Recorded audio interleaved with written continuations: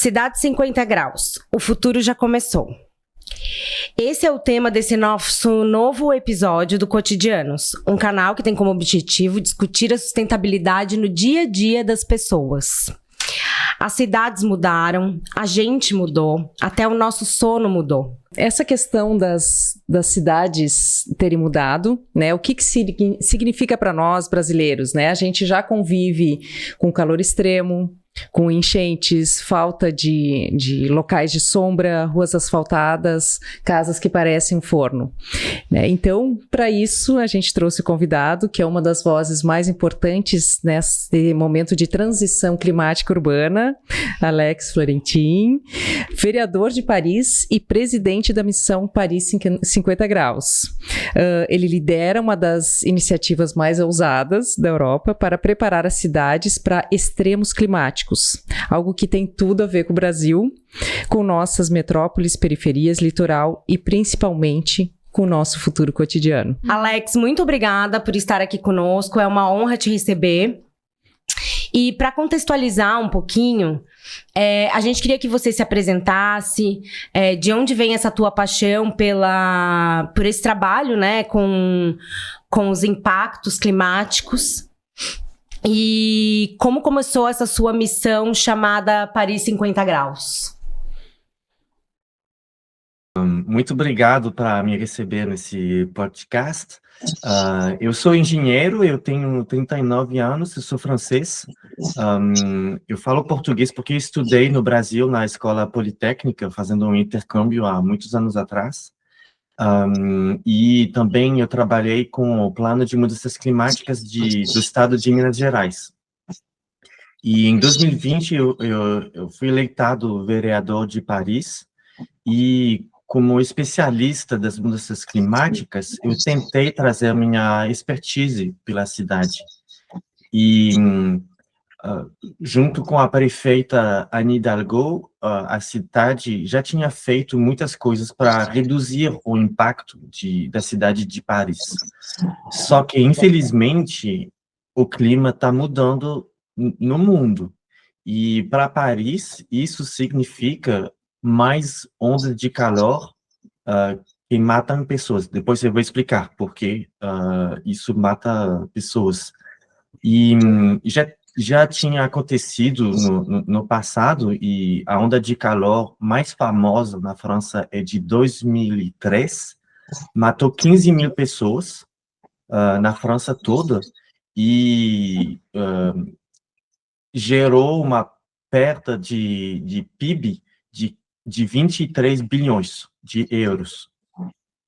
E a cidade de Paris estava se preparando caso uma onda de calor similar voltar.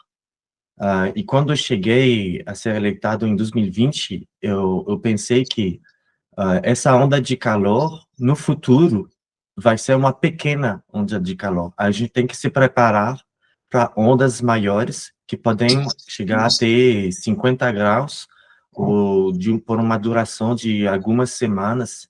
Então, isso gera outros tipos de problemas. Então, é um trabalho de perspectivas, mas que é bem atual. Não é para um futuro, final do século, ou não sei o quê. Então, foi com uma base científica, com uma base de realidade, o que está já acontecendo com as ondas de calor em Paris, eu vou poder explicar. E também porque eu nasci em Paris, eu estou vivendo em Paris, eu gostaria de poder continuar a viver em Paris, então realmente é uma questão de poder viver nessa cidade que eu amo. Ai, que ótimo, é um mergulho mesmo nesse assunto, né? E fico pensando, assim, dentro destas tuas pesquisas, quais, né, claro, tem as prospecções futuras, mas o que mais, assim, te chama atenção? Quais os cenários que vocês estudam que mais te impacta, assim, né? Entender, esse trabalho não foi um trabalho só técnico ou científico, foi primeiramente um trabalho político. Eu trabalhei com 15 outros vereadores de todos os partidos e a gente fez uma um estudo junto. Então, foi um processo coletivo. É importante ter isso na mente. Então, claramente, com esse processo coletivo, a gente trabalhou com cientistas, com técnicos, mas também a gente fez muitas entrevistas de campo. E a coisa importantíssima com políticos, que não faz muito sentido com eles trabalhar para o final do século 2050. Eles querem entender o que está acontecendo agora, porque em Paris, somos eleitados por 6 anos, tá? Então, a primeira coisa, antes de falar de futuros, de perspectivas, de cenários, a gente já entrevistou várias pessoas para saber o que está acontecendo durante as ondas de calor agora. A gente entrevistou, por exemplo, um médico trabalhando num hospital, alguém que trabalha numa escola, alguém que trabalha dentro de uma ONG que cuida dos moradores de rua, alguém que trabalha num restaurante, alguém que trabalha um pedreiro, alguém que construi casas, esse tipo de trabalho, que é muito físico, que trabalha fora. A gente trabalhou com pessoas da cultura, que organizam festival. O que está acontecendo agora que tem bem mais ondas de calor? E a gente anotou que as ondas de calor atuais geram bem mais problemas do que a mídia mostra. Por quê? Isso é uma coisa cultural, tá? Eu não estou dizendo que a mídia não faz o trabalho. Eu estou dizendo que, culturalmente, quando o verão chegar na França, o hábito é de mostrar pessoas na praia, de mostrar pessoas tomando um banho na água que tem na cidade, né? E isso não é uma parte da realidade, mas a outra parte da realidade é que tem pessoas que estão morrendo por esse calor. E a mídia não tem tanto o hábito de mostrar isso, então a gente teve que entrevistar muitas pessoas para ver onde tem problemas. E depois eu vou poder explicar quais são os problemas e por que Paris é a cidade onde você tem a maior chance de morrer de ondas de calor, quando não é a cidade a mais quente da Europa. Uhum. É bem importante você contextualizar essa parte do trabalho em conjunto, né? Do trabalho com vários partidos, com vários cientistas e várias pessoas, porque esse trabalho político, ele se mostra mais importante até do que simplesmente dados, porque a gente consegue ter uma noção do que está acontecendo na vida das pessoas no dia a dia, né? Eu queria até que tu contextualizasse isso um pouco pra gente, de como foi esse trabalho com os cientistas e esses porquês que você falou que você ia nos explicar, porque aqui no Brasil a gente sabe que essas ondas de calor e todos os extremos climáticos que a gente tem sofrido aqui, muito mais enchentes e outros problemas que não só as ondas de calor, né?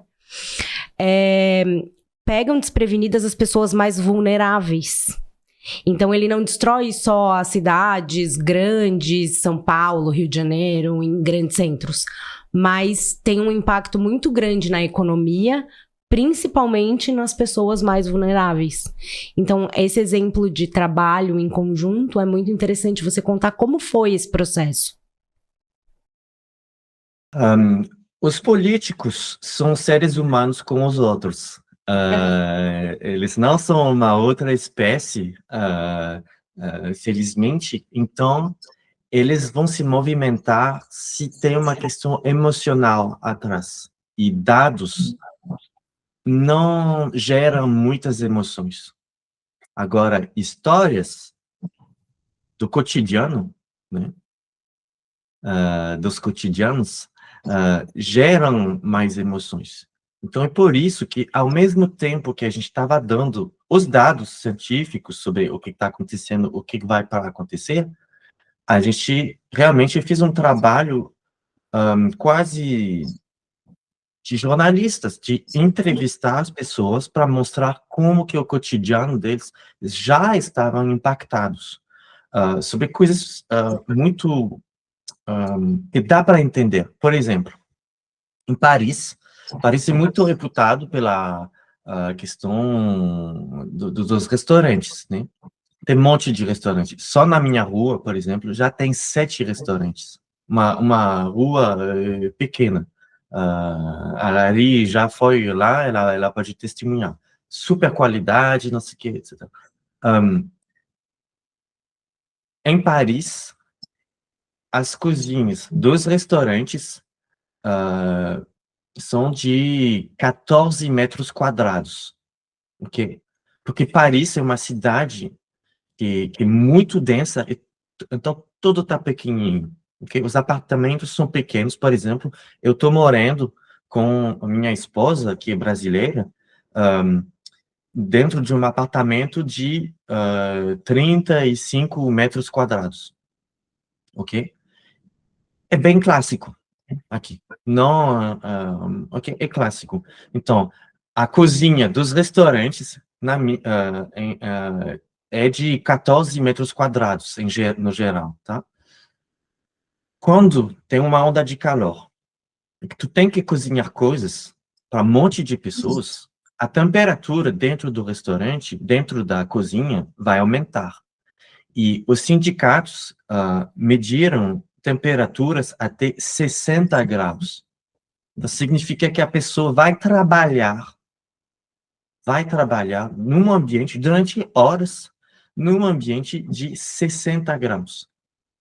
A maioria dos casos, dentro dessas cozinhas, o cara é um imigrante. A situação dele está mais ou menos regularizada. Então, ele não vai poder reclamar.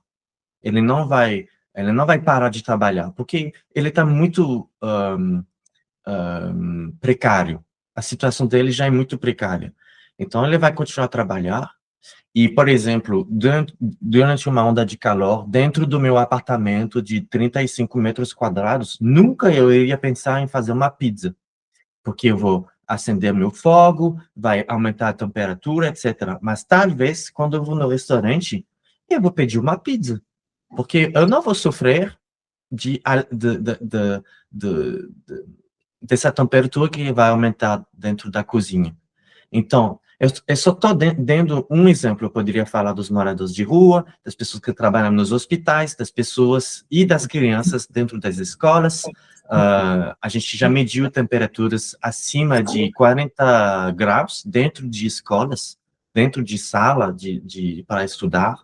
E a gente não tem, igual em Florianópolis, um vento oceânico que vai baixar essa temperatura, né? Então, essas histórias, é importantíssimo contar essas histórias, porque essas pessoas, elas não têm a voz e a possibilidade que eu tenho, por exemplo, de relatar no mundo inteiro essas histórias. E por que está tão caloroso em Paris? Porque é uma cidade, não é a cidade mais quente do mundo, em termos de temperatura, né? Mas é uma das cidades mais densas. Somos no top 10 das cidades mais densas do mundo. Tem um monte de pessoas que moram num território que é muito pequeno, né? E o que vai acontecer? Os materiais que fazem essa cidade, seja bitumen ou concrete, não sei como dizer. Concreto, alvenaria. Tipo de material, durante o dia, eles vão guardar o calor do sol, né? E eles vão liberar esse calor durante a noite. Então, as noites parisienses são muito quentes. A temperatura pode superar de 10 graus dentro de Paris, em comparação com uma floresta 50 quilômetros de distância de Paris. Então, quando a noite é calorosa, o teu corpo e tua mente não consegue não consegue se reparar, não consegue descansar. Então, teu corpo vai ficar, desculpa, eu não tenho a expressão, tu não consegue descansar, tu não consegue te reparar durante a noite, e se você é uma pessoa, um idoso, ou uma criança, ou alguém que tem problema de coração, cardiovasculares, né? Então, isso vai ser problemático. Pode dar problema também para pessoas grávidas, e ao longo da onda de calor, as pessoas vão começar a morrer, se não tem acesso a espaços mais frios. E as pessoas, talvez no Brasil, vão pensar, mas por que eles não botam ar-condicionado, né? Por ser uma cidade patrimonial, a gente não tem o hábito de ter ar-condicionados, e se a gente começa a usar ar-condicionados em todos os lugares, vai aquecer a cidade para as pessoas que não têm a condição financeira de comprar um ar-condicionado. Então, isso poderia aumentar também as inigualdades, tá? Então, a gente, ao mesmo tempo, vai ter que começar a botar ar-condicionados, mas a gente vai ter que compartilhar esses lugares que são mais frescos. E isso é uma grande dificuldade. Alex, até aproveitando esse gancho, assim, né, que, claro, vocês identificaram, né, todas essas questões, conseguiram ter uma conexão entre os interesses, porque cada partido tem seus interesses, mas tendo em vista algo que realmente é muito drástico e dramático, né, houve uma conexão entre vocês e uma certa linha mestra, claro, talvez vão ter pequenos desvios, mas assim, existe uma linha mestra nesse sentido. Então, como que tu enxergas esses primeiros movimentos, ou como que tem sido agora na prática a linha de atuação de vocês? Então, temos um problema, como que vocês estão indo aos poucos resolvendo isso no dia a dia? Eu vi, né, na minha viagem, né, agora na metade do ano, em Paris, percebi alguns movimentos também, né, já principalmente urbanos, né, que eu acho que é o que vai dar um impacto efetivamente maior, né? Então, se tu conseguir nos direcionar, assim, quais são os principais projetos? Sim, então, a gente conseguiu trabalhar junto, mesmo se tem uma forma de trumpização da política francesa, igual nos Estados Unidos, igual no Brasil, né? Só que ondas de calor matam pessoas da esquerda, da direita e pessoas que não votam. Então, teve um diálogo possível nessas questões. Foi as soluções que foi mais difícil a trabalhar junto. E, em termos de soluções, vamos dizer, a gente tem que entender que quando o clima muda, a nossa sociedade, a nossa vida inteira vai mudar, tá? Porque o clima impacta todos os setores, todos os momentos da nossa vida, vai mudar a alimentação, vai mudar os horários de trabalho, vai mudar absolutamente tudo. E a gente, ao mesmo tempo, tem que trabalhar sobre as infraestruturas para aumentar a resiliência, a capacidade das nossas infraestruturas a funcionar dentro de um outro clima. E, por exemplo, tudo que tem cabos elétricos, tudo que tem eletrônica, tem uma temperatura máxima de funcionamento, né?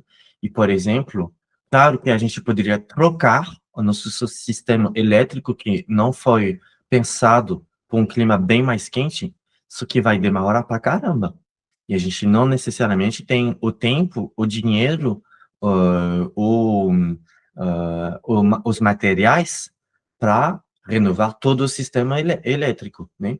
Então, a gente vai ter que trabalhar sobre essas infraestruturas e, ao mesmo tempo, a gente vai ter que trabalhar com os seres humanos. Porque a capacidade pessoal e de grupo a se adaptar a uma nova situação nos seres humanos é muito grande. É muito grande. Só que a gente tem que deixar essa capacidade a se desenvolver.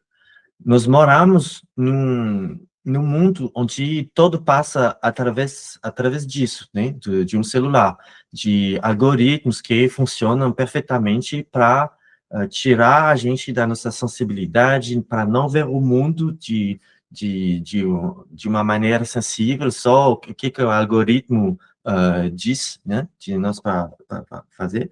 Então, a gente vai ter que sair um pouquinho disso para criar de certa forma, uma infraestrutura humana de resiliência. Na França, em Paris, a gente não tem, igual você, esse sentimento de comunidade que vocês têm. A gente vai ter que aprender a criar isso, que vocês têm muito fortemente no Brasil. Eu morei em São Paulo, morei em Belo Horizonte, passei um tempinho em Floripa. As pessoas estão mais... se sente mais dentro de uma comunidade, vocês conhecem mais os vizinhos, você tem mais ajuda entre pessoas. Na França e em Paris, por ser usualmente nos lugares mais ricos, as pessoas compram soluções. Eles não passam tempo de construir relacionamentos onde vai ter uma troca, né? Você compra o serviço, você não troca com as pessoas. Trocar é uma coisa que é mais, que alivia o coração, né? Mas que tem um custo também. Às vezes tu não quer ver teus vizinhos, mas às vezes eles vão precisar de ti, tu vai dar o tempo para eles. Paris é uma cidade que é mais parecida com São Paulo, onde tudo vai super rapidamente, pessoas no mesmo prédio não se conhecem, né? A gente vai ter que trabalhar essa questão então, são duas infraestruturas, que são os prédios, a rede elétrica, etc., e uma infraestrutura humana. E nesse lado, esses dois lados, a vida que vocês têm em Florianópolis é mais parecida sobre qual deveria ser nosso objetivo. Porque, de um lado, na questão de infraestrutura, a gente vai ter que vegetalizar a cidade. Vocês, morando numa ilha, pelo amor de Deus, param de urbanizar essa ilha.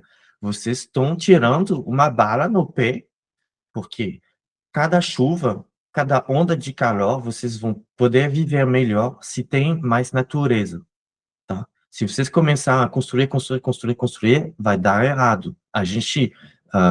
Eu moro numa cidade super densa, que está 100% urbanizada, e por isso que a gente tem problema, tá? E do outro lado, por ser uma cidade super densa, a gente perdeu essa coisa de se ajudar entre pessoas, e a gente vai ter que fazer políticas públicas para achar isso de novo, que a gente perdeu. Vocês têm. Essa questão cultural do brasileiro fazer tudo à base do relacionamento, para nós se torna até um pouco mais fácil nessa questão das ajudas. Mas as soluções urbanas já não tanto. A gente demora muito para implantar inovações urbanísticas, né? E quando a Lari me mandou o material, né, de vocês, o que me chamou bastante atenção foi uma startup que faz toda a parte de telhados, né? Ali para essa adaptação. Então, é uma sobreposição de madeira em cima de algo que é uma tradição em Paris, que são os forros de zinco. Os telhados. Os telhados de zinco. Eu queria que você explicasse como isso entra dentro também que é uma solução simples, talvez não seja barata, mas talvez em comparação com o que pode causar às pessoas e esse conforto térmico e todas essas questões, como é que vocês conseguiram fazer essas implantações e trazer isso, que é uma solução prática e visível para as pessoas? Sim. Então, quando vocês olham um filme onde tem uma cena em Paris, dá para ver a Tour Eiffel, e só com a Tour Eiffel e os telhados de Paris, que são cinza, né? Já dá para entender que você está em Paris, tá? Só que essa cinza, essa mar cinza, né? São esses telhados de zinco.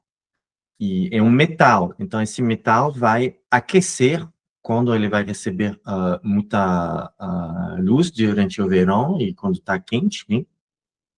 Vai aquecer o apartamento que está por cima dele, e você tem 4 vezes mais chance de morrer durante uma onda de calor se você morar no último andar por baixo desse telhado de zinco. Então, é realmente um assunto de saúde pública. Não é só uma questão patrimonial, é uma questão de saúde pública. Uma das soluções é de botar em cima, esse aqui é o telhado de zinco, e botar em cima dele uma plataforma de madeira para ter uma terraça. Sim, tem um custo, entre 2.000, 3.000 euros, só que do metro quadrado, né? Então pode parecer muito, só que só para você ter uma ideia, qualquer apartamento em Paris é pelo menos 10.000 euros do metro quadrado. Então, claro que uma terraça você não vai vender 10.000 euros do metro quadrado, mas talvez você vai vender 4.000, 5.000 euros do metro quadrado, só para ter uma terraça, tá? Então, se você comprou para 2.000, é rentável. Então, não é uma questão de... as pessoas que podem fazer esse investimento, é super rentável imediatamente, tá? E isso vai criar outros lugares para aproveitar a cidade. A gente poderia pensar também que essas terraças esses espaços fora, nos telhados, poderiam ser compartilhados, não privados, para ter um espaço de convivialidade, né, pelo prédio, para as pessoas morando no mesmo prédio, para se encontrar, para socializar, para talvez festejar de vez em quando, para vegetalizar também o telhado, né? E, então, é tecnicamente possível, financeiramente, vai ter um monte de pessoas em Paris que vão ter a possibilidade financeira de fazer isso. Socialmente falando, é interessante, só que em Paris, as questões patrimoniais são muito importantes, né? Quando você vai em Paris, pessoas querem ver Paris. Ele tem essa questão de deixar Paris como ele foi feito no século XIX. Então, vai ter uma batalha política para poder ter essa evolução, que eu acho é uma evolução muito bonita. E a gente tem que ter essa discussão democraticamente. Senão, a gente vai ter que explicar por que a gente deixou as pessoas morrer. Sim, é um conflito de interesses, mas a partir do momento que tem algo mais importante, que é a vida das pessoas, talvez essa visão do patrimônio vai ter que ir modificando, porque a vida modifica, né? Se o planeta está modificando, também a visão de que quem está gerindo a cidade, planejando, precisa mudar, né? Quando eu ouvi a primeira vez que eu vi o termo vegetalização das construções, eu fiquei muito encantada, porque eu acho um termo incrível, assim, ele tem um conceito, uma base, que na verdade já era para ser o urbano, mesclado com a vegetação, mas como a gente densificou tudo, como que a gente pode acoplar realmente outros elementos naturais na própria construção, né? Então, acho que é um conceito que vale para vocês, mas eu vejo que para a gente aqui também começou a fazer mais sentido. A gente está vendo muito mais edifícios que têm materiais mais naturais, que têm, né, varandas com esse elemento, mas, claro, tudo muito ainda com um padrão muito mais elevado, né? A gente vê isso em bairros específicos, né? Então, talvez essa vegetalização vai ter que ser cada vez sendo mais democrática, né? Assim, não sei como vocês têm visto, tem feito, algumas praças aí em Paris estão mudando de praça seca para uma praça mais, né, com vegetação. Então, esses movimentos mais coletivos, eu acho que são importantes, né? Sim, teve um esforço nesse mandato para vegetalizar a cidade. Na minha rua, por exemplo, não tem nenhuma árvore, não tem nenhuma planta, não tem nenhuma flor, tem nada, é 100% artificial, tá, na minha rua. Não tem uma coisa que está crescendo sem ninguém cuidar, nem isso, sabe? Zero. A gente vai ter que tirar o bitume, tirar alguns cabos, plantar, para poder plantar. A gente vai ter que começar a plantar e para uma planta brotar e crescer na parede, porque isso vai proteger o prédio durante as ondas de calor. Essa planta a gente poderia dar cabos na rua para ela crescer e para criar uma proteção solar em cima da rua. Talvez eu vou poder mandar fotos para pessoas que estão seguindo cotidianos para ver, porque é difícil para mim explicar em português exatamente. Não sei se eu consigo. Não, vai ser ótimo ter algumas imagens.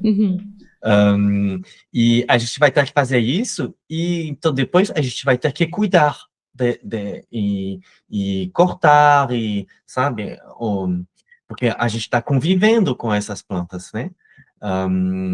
E eu acho que isso tem que ser feito pelas pessoas do bairro, junto com a ajuda das pessoas da prefeitura, com a ajuda das pessoas da prefeitura, porque pessoas em Paris, eles não sabem como cuidar de uma planta, de uma árvore. Às vezes tem coisas técnicas, tu tem que ter um material, tu tem que ter muitas coisas, né? Só que se cada rua começa a ter isso, vai ter que ter muita gente. A gente não vai poder só deixar a prefeitura cuidar. Vai ter que ser a comunidade mesmo. E quando a comunidade começar a cuidar do mundo vegetal, ela não cultiva só plantas, ela cultiva relações sociais. E isso cria a ponte entre as duas coisas. A gente tem que trocar nossas infraestruturas, a prepará-las, a vegetalizá-las, e ao mesmo tempo a gente tem que criar essa infraestrutura social. E isso é um bom exemplo de como fazer os dois juntos. Olha, Alex, eu acho que a gente já conseguiu responder bastante dúvidas. A gente vai amar receber essas fotos de Paris, dessas mudanças que vocês fizeram. A gente pode preparar tanto isso no vídeo quanto no nosso próprio feed de Instagram, porque as pessoas gostam, né, de contextualizar aquela conversa que a gente teve. E queria te agradecer muito por toda essa clareza e por esse tempo, né, dedicado a explicar um pouquinho mais de como são essas ações. A gente entende que essas experiências de vocês, né, podem contribuir para a gente tornar também nossas cidades mais resilientes, né, e também pensar nesse movimento de diminuição de impactos, né? Então, a gente já tem muitas coisas que são favoráveis, então, visualizar o que pode acontecer no futuro através das experiências de vocês, né? Então, realmente, obrigada, né? Vai contribuir bastante para os nossos cotidianos, e o canal está aberto, né? Para tu também, assim, a hora que quiser trazer informações, a gente poder divulgar para o Brasil aqui também. Muito obrigado pelo convite. Eu fico disponível para mais perguntas. Obrigado. Muito obrigada. Obrigada, Alex.